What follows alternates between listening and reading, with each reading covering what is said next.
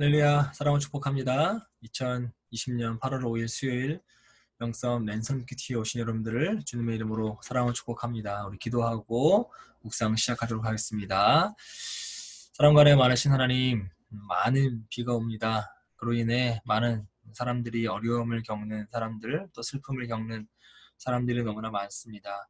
하나님, 이제 그 모든 눈물들을 닦아주시고 이 땅 가운데 또 물로 피해를 입는 사람들이 없을 수 있도록 하나님께서 지키시고 인도하여 주시옵소서. 이젠 우리에게 맑은 하늘을 허락하여 주시옵시고 좋은 날들을 허락하셔서 정말로 이 여름을 즐겁게 보낼 수 있는 시간들 되게 도와주시옵소서.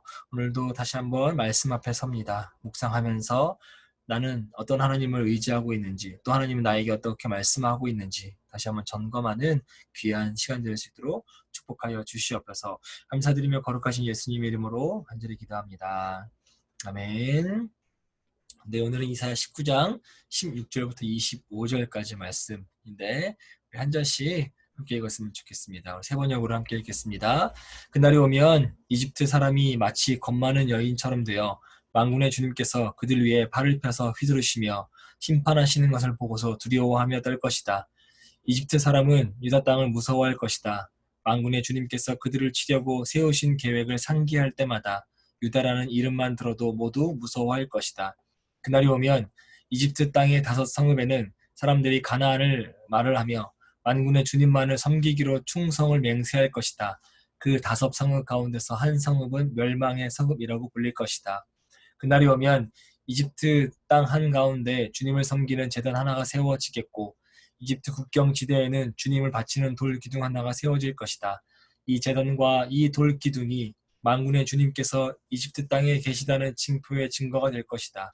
그래서 그곳 백성이 압박을 받을 때에 주님께 부르짖어서 살려주실 것을 간구하면 주님께서 한 구원자를 보내시고 억압하는 자들과 싸우게 하셔서 백성을 구원하실 것이다. 주님께서는 이렇게 자신을 이집트 사람에게 알리실 것이며 그날로 이집트 사람은 주님을 올바로 알고 희생제물과 번제를 드려서 주님께 예배하고 또 주님께 서원하고 그대로 실천할 것이다. 주님께서 이집트를 치시겠으나 치시고 나서는 곧바로 어루만져 낫게 하실 것이므로 그들이 주님께로 돌아오고 주님께서는 그들의 간구를 들으시고 그들을 고쳐주실 것이다. 그날이 오면 이집트에서 아시리아로 통하는 큰 길이 생겨 아시리아 사람은 이집트로 가고 이집트 사람은 아시리아로 갈 것이며 이집트 사람이 아시리아 사람과 함께 주님을 경배할 것이다. 그날이 오면 이스라엘과 이집트와 아시리아 이 세 나라가 이 세상 모든 나라에 복을 주게 될 것이다. 만군의 주님께서 이 세 나라에 복을 주며 이르시기를 나의 백성 이집트야 나의 손으로 지은 아시리아야 나의 소유 이스라엘아 복을 받아라 하실 것이다. 아멘. 잘 지내고 있나요? 특별히 비가 많이 와서 특별히 중부지방에 비가 많이 와서 여러분 어떤지 좀 걱정되기도 합니다. 회사 다니는 좀 불편하기도 하지만 어쨌든 비 피해 없기를 바라고요. 빨리 비가 그쳐서 이제 다시 한번 맑은 하늘을 봤으면 좋겠다라고 하는 마음으로 기도하게 합니다. 오늘은 이사야 19장 16절에서 25절까지 말씀을 보려고 합니다. 이렇게 한번 고민해보고 묵상해봤어요. 많은 우리 목사님들이 그렇게 이야기하잖아요. 고난이 축복이다. 근데 그 고난이 축복이려면 그냥 고난 가운데 그 고난이 끝이면 축복이 되어질 수 없다라고 하는 거죠.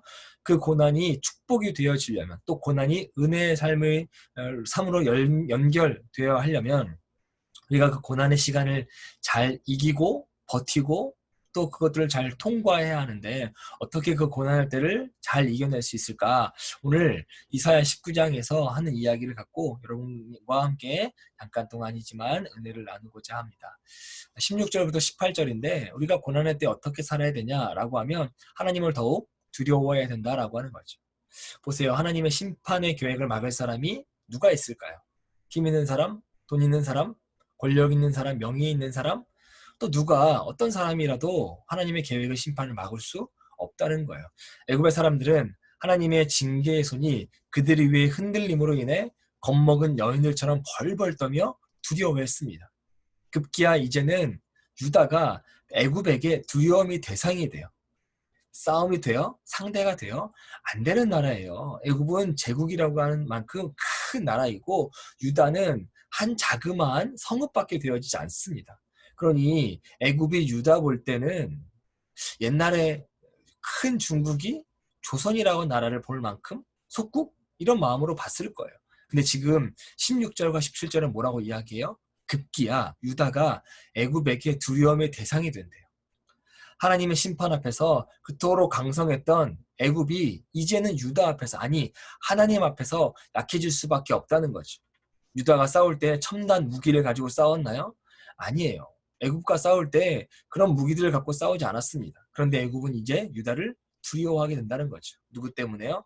하나님이 유다와 함께 하시기 때문에, 유다와 함께 하시는 하나님, 그 유다 백성을, 유다 나라를 두려워하게 된다라고 하는 것이죠. 간담이 녹을 만큼 두려움이 대상이 됩니다.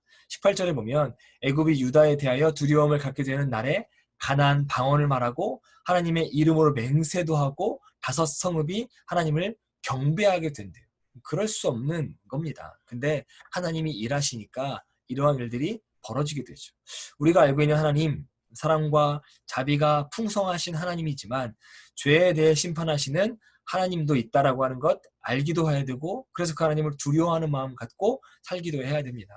하나님에 대한 두려움을 갖게 될 때 우리 자신이 하나님 앞에서 약한 존재임을 인정하게 되고 하나님의 능하신 손, 전능하신 손을 의지할 수밖에 없게 됩니다.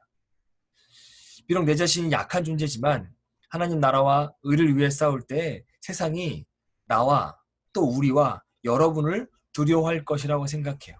그러므로 두려움 없이 하나님을 전하는 삶을 살아가시길 바랍니다. 18절에 멸망의 성읍이라고 이야기했는데 여기가 곧 태양의 도시로 불리는 이 도시예요. 태양신을 섬겼던 애굽의 대표적인 한 도시입니다. 근데 어떻게 된다고요? 멸망의 성읍이 되어진다라고요. 하나님의 능하신 팔을 펴셔서 일하시니까 이 도시가 꺾어져요. 이 도시가 복음 앞에 무너지게 되어진다라고 하는 겁니다. 반대로 하나님의 능하신 팔을 의지하는 삶을 살아갈 때에는 두려움 없이 살아갈 수 있습니다. 고난이 온다 할지라도, 지금 고난의 긴 터널을 지나고 있다 할지라도 여러분 두려움 없이 살아갈 수 있는 줄 믿습니다. 넘어지지 않고요. 꺾임 당하지 않아요. 어떻게 살 수 있을까요? 우리가 매 주일마다 올려드리는 찬양과 예배가 있습니다. 저는 이 예배와 찬양이 이러한 역사가 있기를 소망합니다.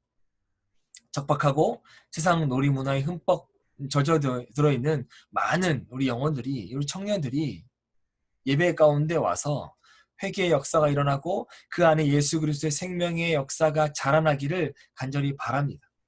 심판하시는 하나님에 대한 두려움을 가지고 하나님을 가리켜 참 하나님이시구나, 아니 참 우리 아버지시구나 라고 고백하는 그런 신앙의 고백을 할 수 있는 선한 도구가 되시기를 주님의 이름으로 간절히 축복합니다. 오늘도 고난이 주는 답답한 현실 속에 있지만 그 속에서도 주님의 은혜를 준비하고 계시는, 하나님의 은혜를 소망하며 살아가는 여러분 되고, 또 하나님을 두려워하며 하나님께 부르짖으며 하나님께 가까이 나아가는 풍성한 은혜의 삶을 살아가시기를 주님의 이름으로 간절히 축복합니다. 비가 많이 와서 또 위험할 수 있으니까요. 또 조심히 하루하루 지내시기를 주님의 이름으로 축복합니다.